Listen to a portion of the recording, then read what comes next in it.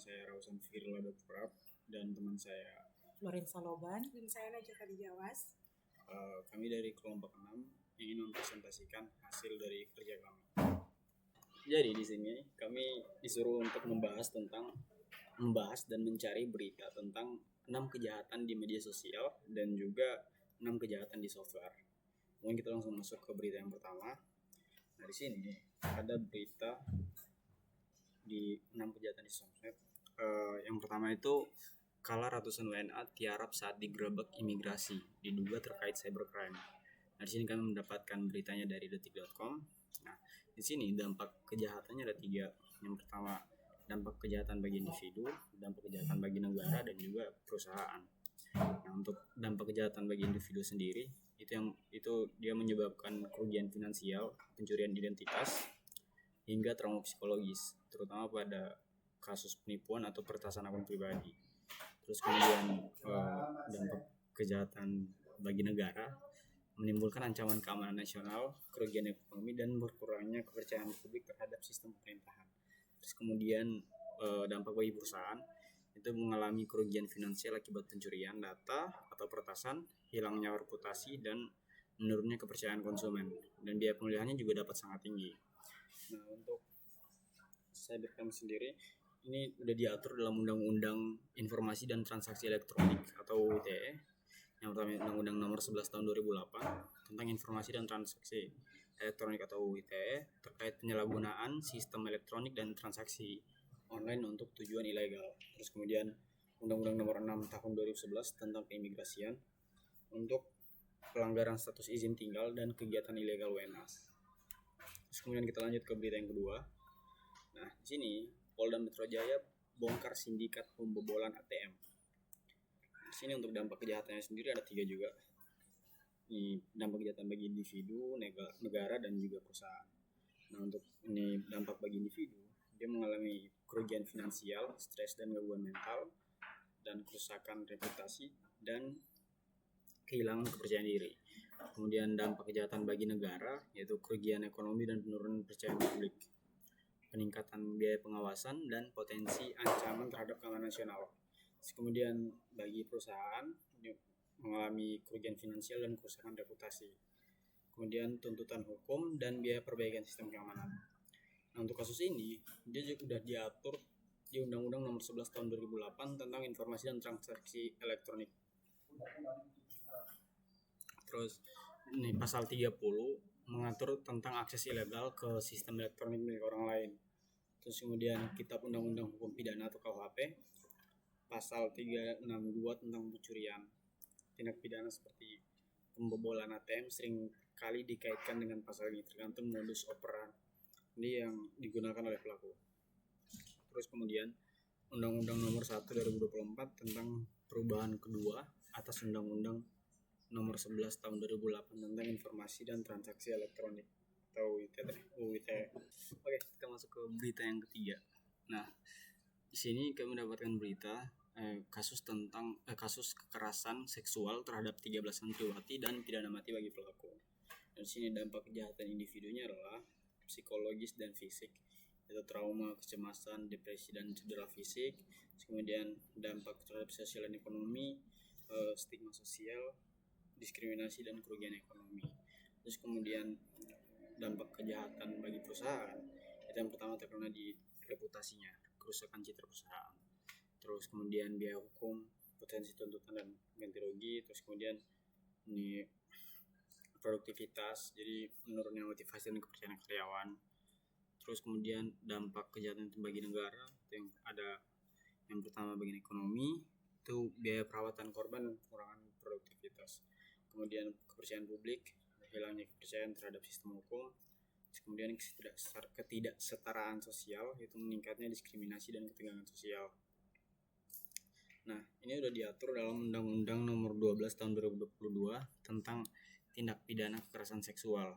Undang-undang ini mengatur secara khusus tentang berbagai bentuk kekerasan seksual dan sanksi bagi pelaku. Kemudian peraturan pemerintah atau PP Nomor 27 Tahun 2024 adalah peraturan yang mengatur tentang koordinasi dan pemantauan pelaksanaan pencegahan dan penanganan korban tindak pidana kekerasan seksual. Kita masuk ke berita yang keempat. Nah, ini kita masuk ke kasus bullying di Sukabumi. Siswa kelas 3 SD patah tulang hingga dugaan intimidasi dari sekolah. Nah, di sini dampak kejahatan di videonya adalah ini korban bullying dapat menyebabkan trauma psikologis, depresi, dan gangguan mental serta cedera fisik. Nah, terus kemudian dampak kejahatan bagi perusahaan, reputasi. Kejadian bullying dapat merusak citra institusi dan menurunkan kepercayaan masyarakat.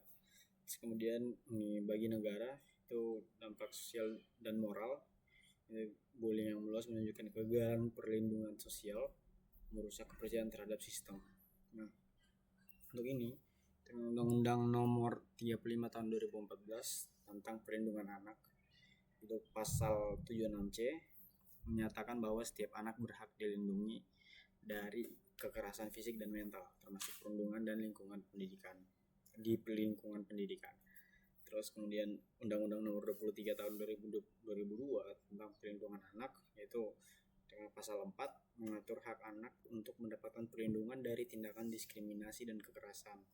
Terus kemudian Undang-Undang Informasi dan Transaksi Elektronik atau UU ITE, Undang-Undang Nomor 1 Tahun 2024, jika bullying dilakukan melalui media sosial atau platform digital, pelaku bisa dijerat dengan pasal 27A yang mengatur tentang penghinaan atau pencemaran nama baik secara elektronik. Untuk berita nomor 5 dan 6 itu akan dijelaskan oleh atau dibahas oleh teman saya, itu Kak Najwa. Baik, selanjutnya kita masuk ke berita yang kelima. Ada Polda Jabar ungkap kasus penipuan jual beli motor online. Jadi di sini Undang-Undang ITE yang menyangkut berita atau kasus ini adalah pasal yang diterapkan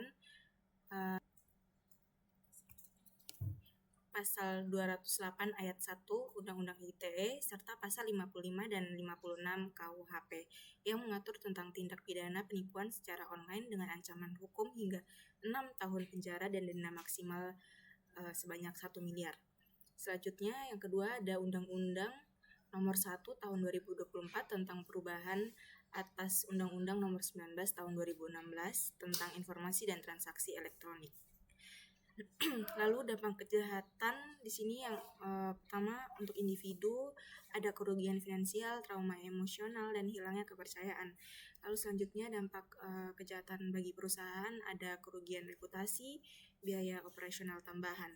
Selanjutnya dampak kejahatan untuk negara ada kerugian ekonomi, hilangnya kepercayaan terhadap sistem hukum. Kita lanjut ke berita yang keenam, ada ratusan juta data Dukcapil Kemendagri diduga bocor. Pakai cyber, ini peretasan paling parah. Undang-undangnya ada Undang-Undang Nomor 11 Tahun 2008 tentang informasi dan transaksi elektronik. Undang-undang ini juga mengatur tentang kejahatan komputer dan ancaman terhadap sistem informasi. Selanjutnya ada Undang-Undang Nomor 19 Tahun 2016 tentang perubahan atas Undang-Undang Nomor 11 Tahun 2008 tentang informasi dan transaksi elektronik atau UU ITE. Undang-undang ini mengatur tentang tindak pidana dalam bentuk akses ilegal, perusakan, atau penghapusan data elektronik, serta penyalahgunaan data pribadi. Yang ketiga ada Undang-Undang Nomor 27 Tahun 2022 tentang Perlindungan Data Pribadi atau UU PDP. Undang-undang ini secara khusus mengatur pelindungan data pribadi dan memberikan sanksi bagi pihak yang melakukan pelanggaran terhadap hak-hak subjek data. Dampak kejahatannya yang pertama bagi individu ada pencurian, penipuan, kekerasan, pelecehan, dan kejahatan cyber. Bagi perusahaan ada peretasan, ransomware, pencurian data, sabotase, dan sabotase sistem. Dan dampak kejahatan bagi negara ada kejahatan terhadap keamanan negara seperti spionage, sabotage, dan makar. Selanjutnya kita masuk ke 6 kejahatan di software. Kejahatan yang pertama ada piracy atau pembajakan perangkat lunak. Polisi banyak gulung perusahaan pembajak software. Jadi pembajakan perangkat lunak terjadi ketika seseorang menyalin, mendistribusikan, atau menggunakan perangkat lunak secara ilegal tanpa izin dari pemegang hak cipta. Ini termasuk pengunduhan atau distribusi salinan perangkat lunak yang dilindungi hak cipta tanpa lisensi yang sah. Undang-undang yang menyangkut berita ini ada Undang-Undang Nomor 28 Tahun 2014 tentang hak cipta, yaitu pasal 113 ayat 1 dan pasal 113 ayat 2. Selanjutnya ada Undang-Undang Nomor 11 Tahun 2008 tentang Informasi dan Transaksi Elektronik ITE yang telah diubah dengan Undang-Undang Nomor 19 Tahun 2016, yaitu pada pasal 30 ayat 1 dan pasal 32 ayat 1. Berita yang kedua adalah cracking atau pembobolan perangkat lunak. Hacker di China dalam pembobolan jaringan pemerintah Amerika Serikat.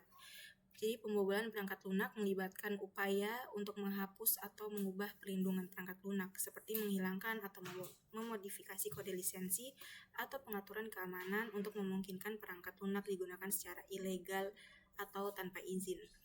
Undang-undangnya di sini ada Undang-Undang Nomor 19 Tahun 2016 tentang perubahan atas Undang-Undang Nomor 11 Tahun 2008 tentang Informasi dan Transaksi Elektronik atau ITE, pasal 30 dan pasal 32.